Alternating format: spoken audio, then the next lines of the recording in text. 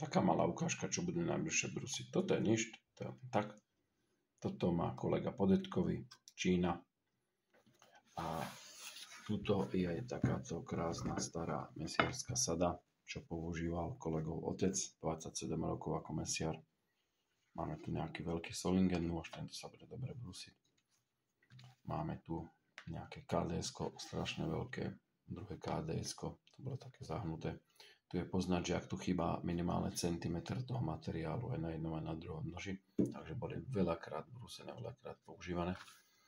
Ďalší nejaký Solingen, ďalší Solingen.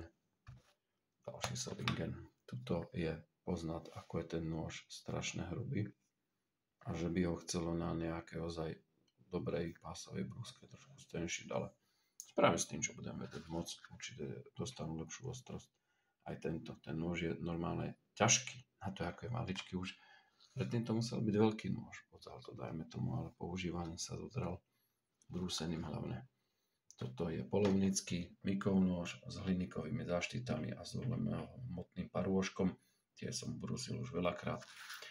A toto sú také pekné malé výkosťováky. KDS-ka, strašne veľa používané, strašne veľa zadraté. Ten nôž bol potiaľto.